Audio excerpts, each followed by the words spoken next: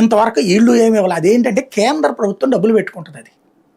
వీళ్ళు అందుకని వీళ్ళు తమ స్టాంప్ వేసుకోవడానికి గాను బనకచెర్ల అని రోజు ఉపన్యాసం ఇస్తున్నారు వీళ్ళు.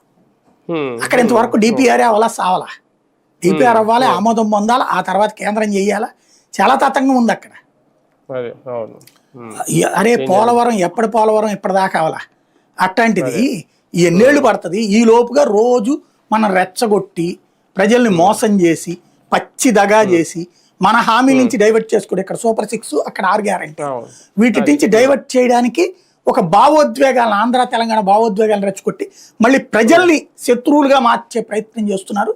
రాజకీయ నాయకుల యొక్క అధికార పక్షాలు ప్రతిపక్షాలు కలిసి ఆడుతున్నటువంటి కుట్ర కారణంగా చాలా నష్టపోయాం 2 రాష్ట్రాలు. మళ్ళీ నష్టపోకుండా ఆలోచించాల్సిన బాధ్యత జనానికి ఉంది. ఇది ఒక కొత్త అంశం ఈ రెండు ప్రభుత్వాలకి, ఇద్దరు నాయకులకు కూడా.